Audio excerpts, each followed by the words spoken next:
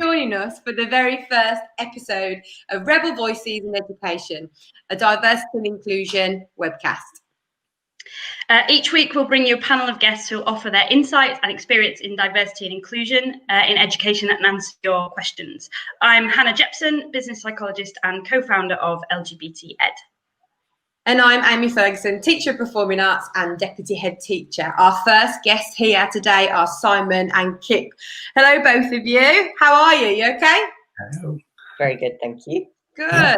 So for those people who haven't met you before, I'd like you just to tell us a little bit about yourself, just who you are and where you were based. Simon, let's start with you. Hey, I'm Simon Gower. I'm based in East Sussex. I'm director of music at a rural high school. We've got maybe about 1,800 students on roll. I'm not originally from the southeast. I'm from Lancashire. I'm Kip Webheller. I'm a trainee teacher at the moment, and at the moment based in East Sussex. But I've worked in a variety of schools as a variety of roles. But yeah, I'm working towards my final year, training to be a teacher. Amazing. Thank you so much. And yeah, it's great to have you both here. Really looking forward to hearing from you both.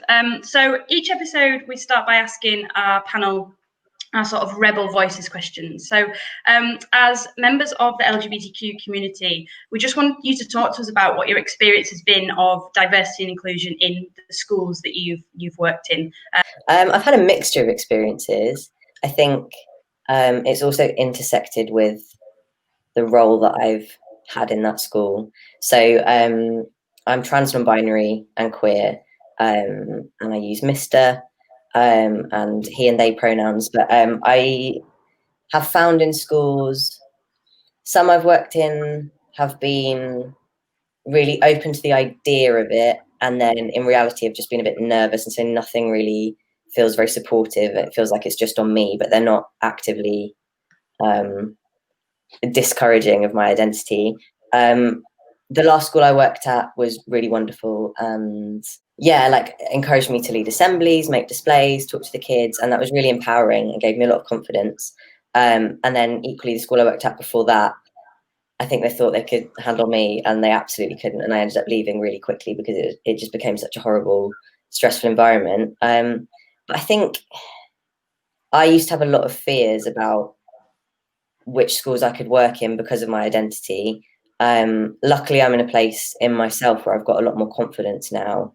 So that doesn't bother me so much, but that's partly from doing things like the LGBT Ed course and connecting with others who have similar experiences and like growing in myself as a person. And that I feel like I could, like I have preferences about the kind of schools that I want to work in, but I don't feel like my identity has to like rule that. But at the same time, I think the issues that I might face because of my identity haven't gone away. I'm just a bit more equipped to deal with it and sort of know my rights and the kind of treatment I should experience in schools. Yeah, so like a mixed bag is my experience. Have you found that it's kind of staff or young people, like where's the nervousness? Like massively from the adults, not at all from the kids. Especially when I'm in an environment where I feel like I'm allowed to talk to the kids really freely about identity. That's great, and that helps me. But like all kids in all schools I've worked with, they always ask questions. Like the first day of one job I had, like a class were walking downstairs to assembly while I was being shown around, and they were like, "Are you a boy or a girl?" And I was like, "Hello, I'm a boy."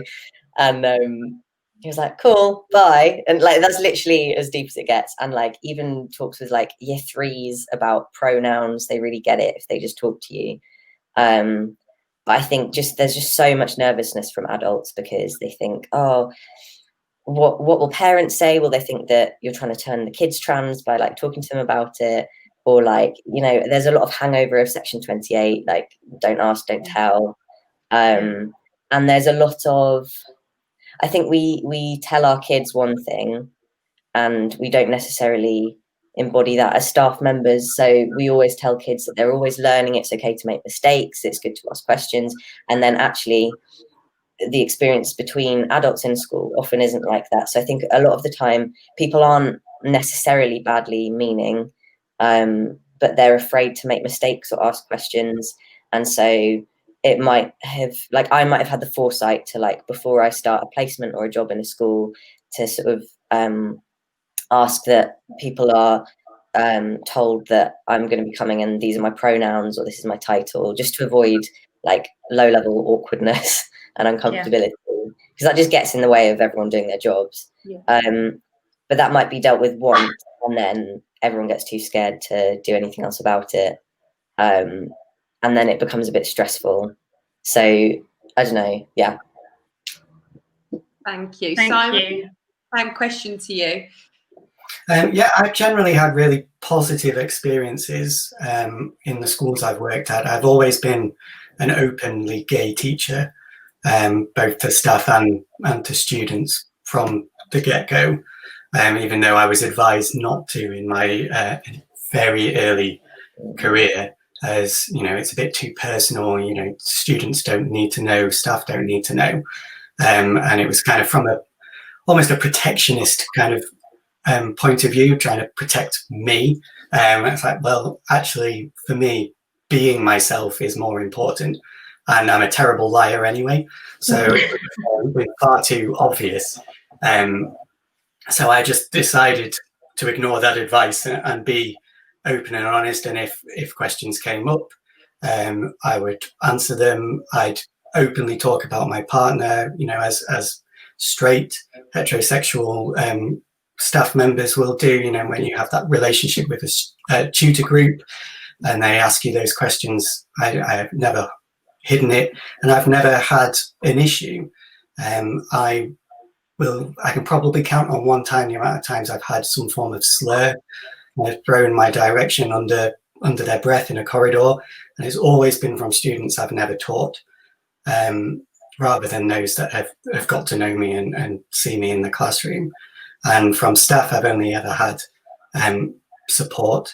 And I've really, in my current school, since doing the LGBT ed course a couple of years ago, last year, feels like so long ago, it was only last year, that has given me the confidence to step up and go, some more needs to go on here. We need to make LGBT more visible in school.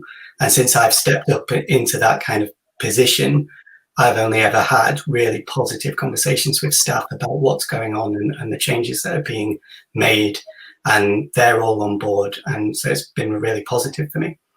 Thanks, Simon. I'm just really interested in the kind of notion of that person, the people saying about, oh, it's your personal life, it's your private life. And that kind of, how do you marry that personal and professional identity? But I suppose the question is, it feels like often when we're talking about progressing this stuff in schools, it often comes down to the LGBTQ person to do it. So I'm just wondering how that feels. Like, it's quite a burden, it's quite a heavy weight of kind of responsibility, because it's both part of your personal identity and something you want to work on professionally. So yeah, how do you kind of navigate that? I've been really supported by SLT in my school.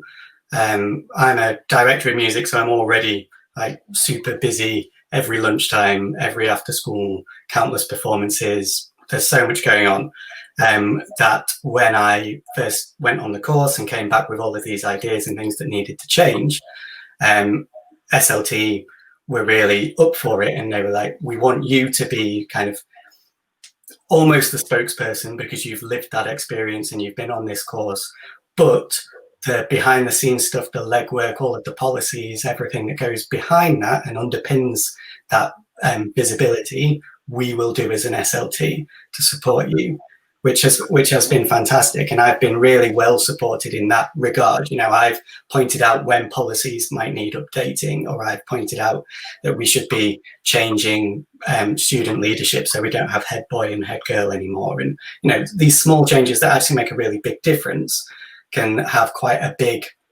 pushback. But actually, the people in charge of those areas have gone, yeah, we'll do that. We'll sort all of that out. So our assistant head in charge of HR rewrote all of the policies. And so all of that kind of really time-consuming work has been done. And I'm more, you know, like the face of visibility in the school, and kind of I'm the catalyst, I suppose, the person who highlighted that there needed to be a change. And and they've always asked me if I want to take that assembly or if I want to lead staff training, not, oh, you're gay, you should do this. Yeah, I was just thinking, so far in my experience, it has really depended on me being very proactive. Like, it's definitely my choice to be very out. And just because it's such an important part of myself, like, for me, it's not sustainable to have a job where I can't bring all of myself to it. Like, that's partly why I'm doing teaching, because it is a holistic thing. So I've always chosen to be very out and very sort of determined to make change.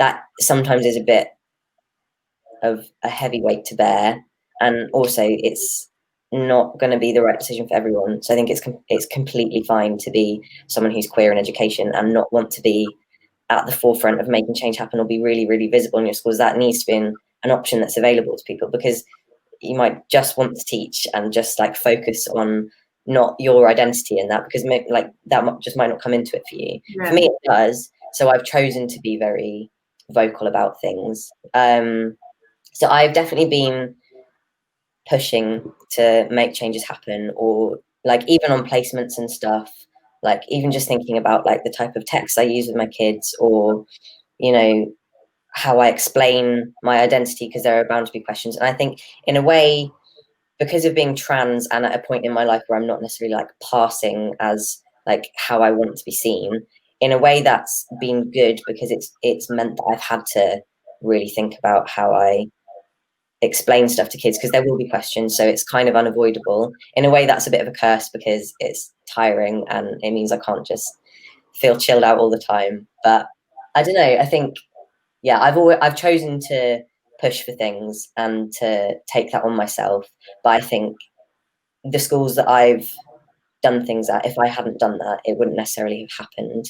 And I know people in other schools who are queer and have wanted to be like sent on LGBT training or represent LGBT issues in their school, and it's been offered to like a cishet white man instead, because they're seen as more sort of with more authority in the school and stuff like that. So I think it's a complex issue.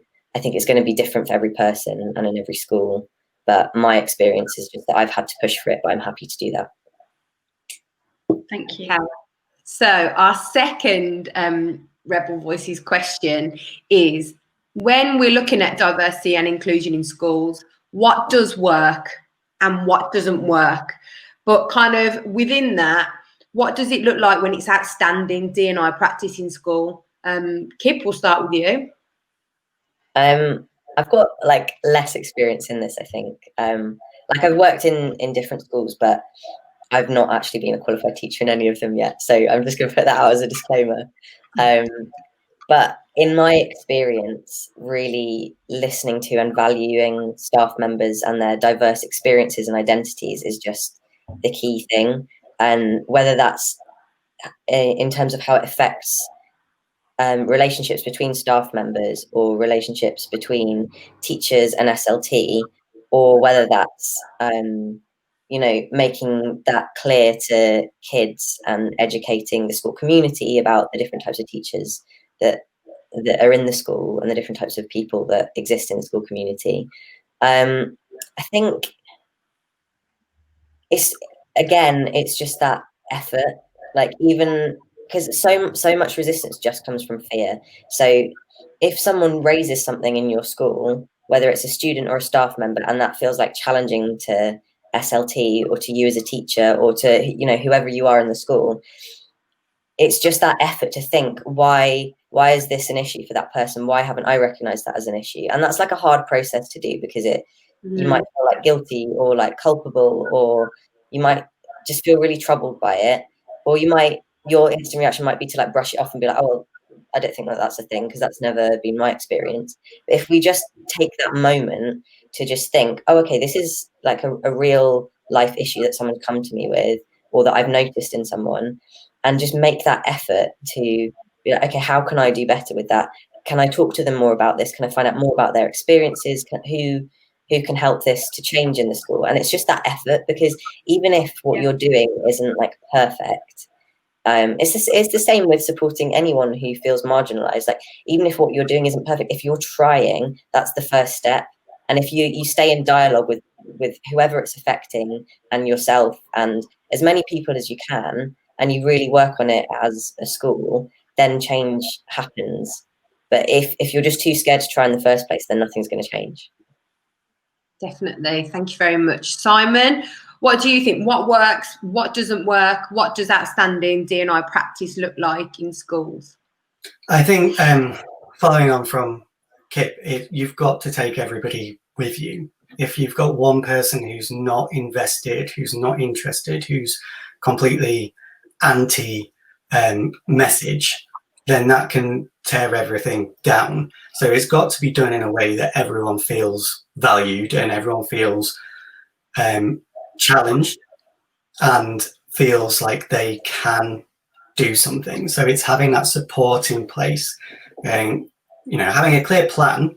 And that, we can't just say school is everybody's views, are taken into account and everyone has a say on everything, because that's not really how schools work. It's got to come from the top. And, there's a clear message, there's a clear drive, there's a clear purpose behind it. And there's a clear kind of, not an end point because it never ends, but a place we want to get to. And, everyone's got to then come on that journey. And if it's pushed down from above and if it's supported from above and really clear on why it needs to be there, then that can help bring everybody along. And then the other really important thing is that it's got to be everywhere. It can't just be that one lesson in PSHE or that one session on a drop-down day. That tokenistic gesture just makes it stand out more as an issue. And that is something that is then highlighted to the students as something different. Oh, we only do gay on the drop-down day. We only do gay in PSHE. Yeah. Whereas if it's visible in all areas of the curriculum, then that becomes an inclusive and diverse environment for everybody.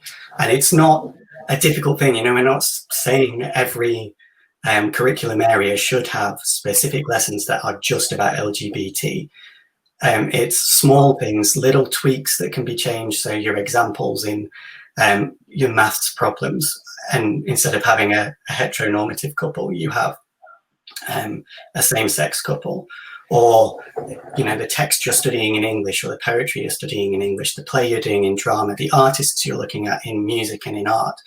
There is so much that can be brought into the curriculum that's already there. We're not reinventing the wheel. We're trying to tweak what's there to make it more visible. And I think we, as teachers, struggle with workload already.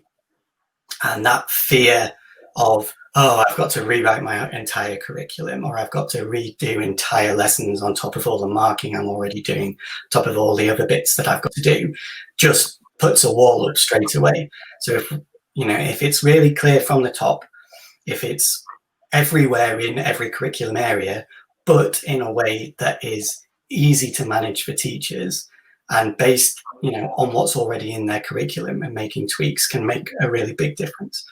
Just in terms of you saying about it being everywhere and really embedded in the school to make it genuine and not tokenistic, I think that that's something that people don't realize, specifically in this case about LGBT issues. They think it's only for LGBT people.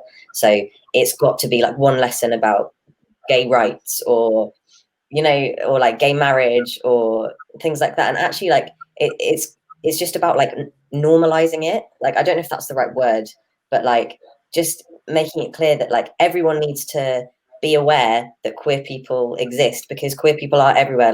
Queer people aren't just beamed down from space as adults. There are children in schools who are queer, whether they know it themselves or not. Mm-hmm. And there are teachers who are queer. There are kids who have come from queer families. I think we have such an just a society, such an assumption that this is normal and then that's separate to it, and that's not the case at all. So I think experience I've had with talking to colleagues and just saying you don't have to be as passionate about this as I am. You don't have to know all about queer history or anything, or even do like an assembly or anything. Like, you just have to be aware that it's the thing and just like transmit that to your pupils, just to show them that like that exists, that's an option. Sometimes that's enough to like start making a culture of inclusion. Yeah. And I think on that as well, having the environment where mistakes are okay, where not knowing something is okay and absolutely valid, because that's it. You know your curriculum area. You, as teachers, we're aware of the kind of political climate and various things, but we don't necessarily know what's going on in other spheres outside of our own experience.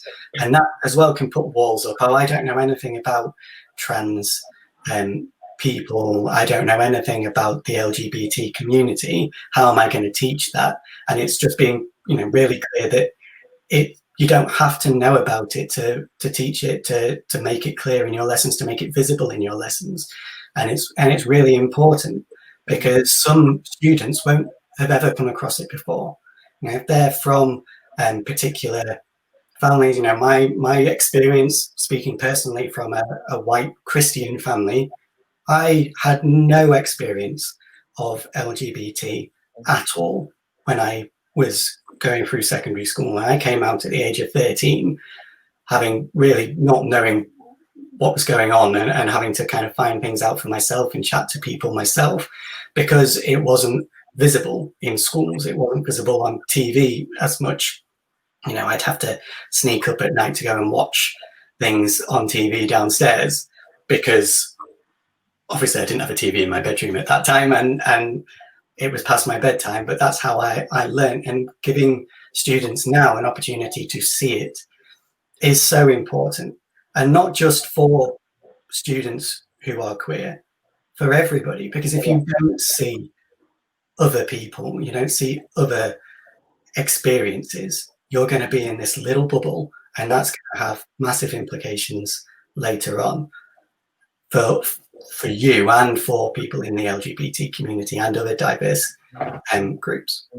Yeah, I mean, we're educating children to go into the world as like full and rounded human beings, and if they don't have awareness or like inclusive thinking about like whole groups of people, like to me that makes me think, what's our education system for? But I don't know, like what you were saying also reminded me of something we talked about on our LGBT ed course, which is about how someone said that she started something in her school where she put just like a little rainbow flag sticker in her doorway, and she shared with staff members and pupils that just meant that if they had any questions about LGBT issues, they could come to her. And other teachers did it, and it was a mixture of staff who were and weren't LGBT, but it just signified that they were happy to talk about it. And I think that is something as well that can help alleviate fear and things like that. Like I've always taken it upon myself to say to colleagues or pupils, obviously like only in appropriate situations, but like if there are any questions, you can bring them to me. I'm happy and comfortable to do that. And I've said to colleagues, if you're also comfortable to do that, then I would encourage you to. And it just starts to create a little bit more of a culture of, making people comfortable to like get over that initial fear. Kip, you were talking about kind of normalize, and just a shout out for those of you who don't know her work, the work of Sue Sanders. She uses the word usualize, which I think is just a really wonderful term. So if you don't know Sue Sanders' work, go and check her out. She's absolutely incredible. She talks about usualizing. Instead of normalize. But coming to Simon first, I think, because you mentioned it at the start of your last question, your last answer rather, talking about kind of how do you actually, for people who are blockers in this space, people who are resisting, like what do you do to change hearts and minds when it comes to some of this stuff around diversity and inclusion? For me, it was making it personal, and that's not going to be for everybody. But I've been out for a very long time. I've been an openly gay teacher from the start, so that puts me in quite a strong position to be open and personal. And I think that was the real clinching moment. So I did the LGBT ed course, and then I was asked to feed back to curriculum leaders on a curriculum away day. So we were quite lucky, went to a nice swanky hotel, had lunch, all to do kind of curriculum planning. And I did a little session on queering the curriculum and increasing visibility. And they were all, you know, really there for it. But as soon as I started talking about my lived experience, it became real. And it's not just, you know, a tick box exercise. It's not just, oh, we should be doing this because we're told from above, or it's an Ofsted criteria. I would completely agree with Simon. I think it's like humanizing it is the word that comes to my mind. I recently led some training on LGBTQ plus awareness for a higher education institution that I had gone to in the past. And there was some resistance of like some people had issues with it for like various different reasons, but for the most part, I think that people just were really just unaware of how queer people might go through that institution and experience issues or resistance to their identities, or struggle with how they can navigate, you know, having the identity that they have. I think people just aren't aware because, you know, if we haven't experienced something, a lot of us don't think about how something might affect someone. So it was really a case of like humanizing it. And like, I don't really like talking about myself very much, but sometimes it's just like a really powerful tool to just say like, oh, you know, especially if people know you well. So, you know, if you've worked in a school for a couple of years, or, you know, or you're going back somewhere that you used to attend or work or things like that, you say like, oh, you know me, you know what I'm like. Well, actually, like, I am this, like, this is my identity and these are my experiences. And people can be really, really shocked and taken aback by things that you face. And then, you know, once they're emotionally connected, they're way more invested in it because they feel like, you know, that they can maybe do something about it. Or, you know, sometimes feelings of like, oh God, was I complicit in that? It's actually like, it's uncomfortable, but it's a really useful thing for creating change. I always made sure in for instance, in those training workshops, that I made it really clear that there was like just an absolute culture of like no judgment during the workshop. Like it was a space where people could ask any questions, they could feel whatever they feel, and that's all fine. And I think just making it really clear that when you've got, say, training things on LGBTQ plus stuff, that like you have a really safe space for it, because that allows people to actually emotionally connect rather than having to like shut off because they feel like afraid of feeling guilty, or they feel afraid of looking at their own actions too much, or, you know, maybe they themselves have some feelings that might be like triggered by this. Like, it's just making sure that you give time and space to talk about D&I issues, and that you really just humanize it and bring it back to the personal. And, you know, like even for kids in an assembly I did about what non-binary is, I got them all to think of their favorite color, and then I got them to talk to the person sat next to them about what their favorite color is, and then I got 2 colors fed back, and I said, well, what if your favorite color was yellow and everyone told you it had to be purple or blue? Like, how would you feel? And sometimes it's just really simple things like that, like little exercises and things that make people think about themselves and their own feelings, because we're all much better at connecting to that initially, especially if we're scared of, you know, a certain topic, and then being like, oh, like that's kind of how it feels if you're this or if you're that. Thank you very much, both of you. Really valuable insights there. And I think that's one thing that we keep coming back to when we're thinking about diversity and inclusion in school, is that kind of what resistance, what we might encounter and how we're going to overcome that. Thank you very much for your insights. So the second part of our webcast is where we ask our guests to answer questions or dilemmas that are related to diversity and inclusion in education. And they've been sent in via Twitter and via email. So the very first one is from Twitter, and it says, this person has said, I work at a small secondary school which has a mostly straight population of staff and students. I have conversations with my colleagues about diversifying our curriculum, and people have confidently responded with, why bother when our school isn't diverse? How can I challenge this so that our students are taught a diverse curriculum? I know both of you kind of talked a little bit about that in previous questions, but you can give a real like kind of straight to the point, this is what you need to do for this person so we can help them out. Simon, can we start with you? Yeah, I think the first thing that springs to mind is, how do you know? How do you know you have a student and staff population that is 95% straight, or that is not diverse? You just don't know. And just because those 11 to 16 or 11 to 18-year-olds haven't identified their own identity, that's a bit too much identity in one sentence. They might not have discovered who they are. They might not do that for another few years or for a long time. And that experience that they've had at secondary school will have a negative or a positive impact on them. So I think that would be my first point. Say, how do you know? And then the point that Kip made earlier was, we are teaching students to enter society. We're not just here to teach them our subject and go home. We are here to put British values at the forefront, and part of that is inclusion and diversity. And so it's really important that students are made aware that we are usualizing LGBT people, because otherwise their first experience might be when they're at university, and their reaction therefore, and their behavior and their ability to discuss or talk to that person could be, the wrong approach, or could be jeopardized because they haven't met anybody or had any form of experience in that in inclusion.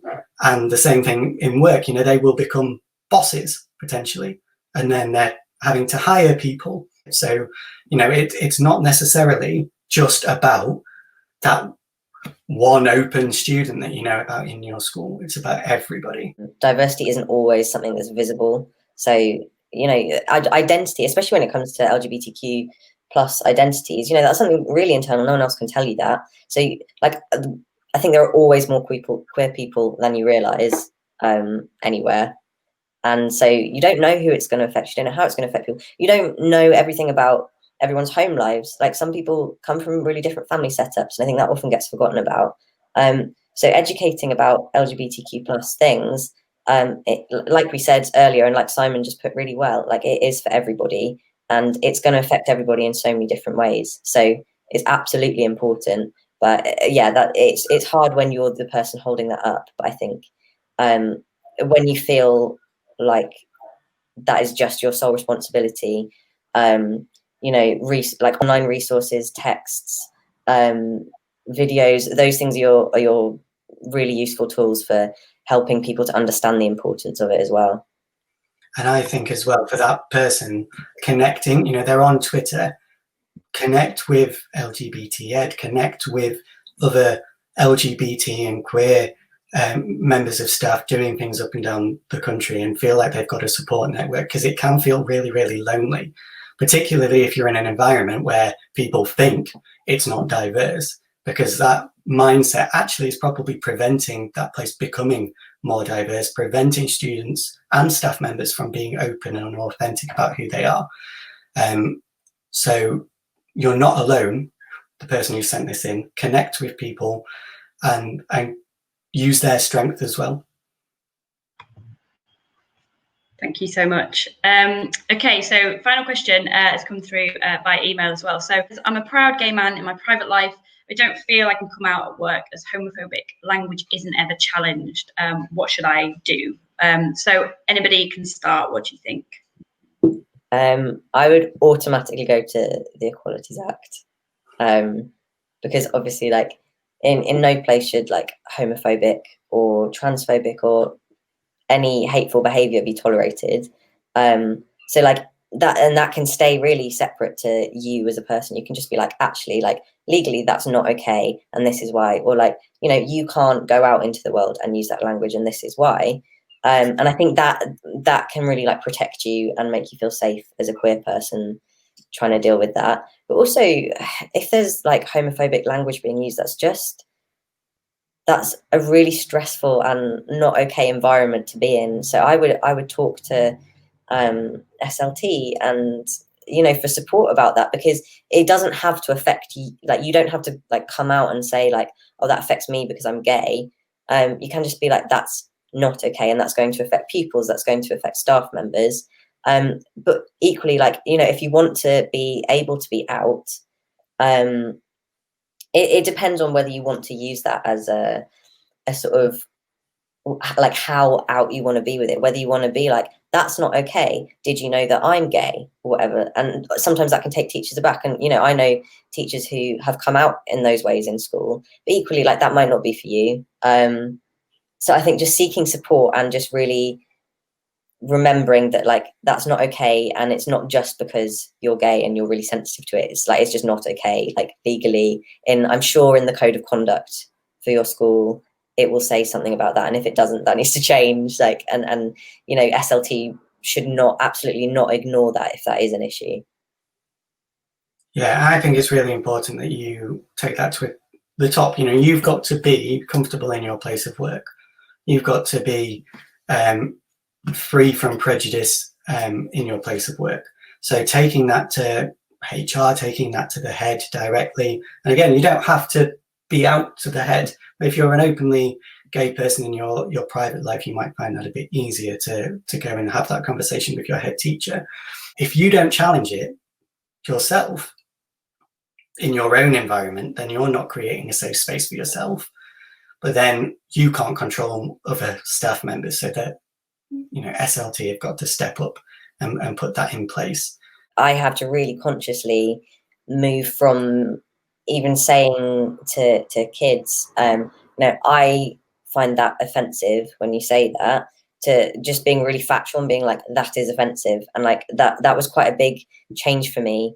But it made me feel safer, because I wasn't having to then put myself in a position of like feeling like bullied or like whatever by a kid, which is like a weird dynamic, to being like, no, like, that's not okay, and I'll tell you why, and I'll educate you why, but I'm going to be very clear that that's not okay. Like, that was a big shift for me as well. Thank you very much, both of you. Really useful kind of tips there as well going forwards. And it's not just about, you know, you yourself as being that person who is offended. It might be, you know, children's families that are different makes up of families. The last thing we ask our guests to do is to tell us in one sentence how you're going to continue to be a rebel voice in education, because that's why you're here today. Both of you have come, you know, to us, and we've approached you, and we know that of all the great work that you've been doing so far. So what I'd like you to kind of make a pledge, or kind of tell us in one sentence, what are you going to do to continue to be that rebel voice in your place of work? I think for me, the really important thing is to keep pushing, is to not let things slide. We've made a massive amount of progress this year. You know, that's come back from Student Voice and from the diversity group we set up. You know, students saying there has been a change. It's so easy for me to now go, right, yeah, I've made that change. That's it, everyone's on board. And it doesn't work like that. You've got to keep pushing. And so that's my pledge, to keep pushing, to keep being that voice, to keep being that approachable person, to answer those questions, to wear my rainbow lanyard with pride, and to be that change maker and continue to push. I am going to be unapologetically myself in school. I think I'm not going to let fears get in the way, because, you know, I know that who I am is completely appropriate for school, is completely professional, is completely fine for children to know about. And I think those are such big fears that affect queer people, like that, you know, you're not safe to be around children because everyone tells you that, or like you're not professional because you look a bit different, or you sound a bit different, or you have slightly different thoughts. Like, none of that. I'm just going to be unapologetically myself, because I think being that role model that I needed is just so important, and it shows other staff members as well how to do things. Thank you so much, both of you. That kind of brings us to a close, but thank you for being our very first guests. It's been amazing to hear everything you've got to say, and actually, like, personally, I feel a bit emotional, actually, because obviously Simon, we didn't work together that closely, but Kip, obviously we did, and I think you've just gone from strength to strength and are doing such amazing work. So it's just so wonderful to see and to hear, and catch up on all the amazing work you're doing. So thank you so much, and I'll just hand over to Amy to kind of say goodbye. Yeah, thank you, you two. It's really lovely to hear from both of you. I think it's really important to keep hearing from different people at different times in their careers as well. And I know, Kip, you might, hope you don't mind me saying this, but you were a bit like reserved about coming on because, being a trainee teacher and, you're not quite there, in terms of getting qualification, whatever else there. But it's really important that we hear from lots of different people at lots of different points in their career, wherever you are. Everyone's voices need to be heard. Your opinions are important, and it's really important, like we were saying, to share them from your own personal experience. So that has been very, very valuable for us today. And thank you to those of you who, wherever you are in the world right now watching this, if you would like to hear more from us, please do like and subscribe to our channel, where you can keep up to date with our webcasts, and tag us in on your comments on Twitter, #Rebel Voices in Education. Stay tuned for the information on next week's guest. Thank you very much, and goodbye. Thank you so much, Fabian. Bye.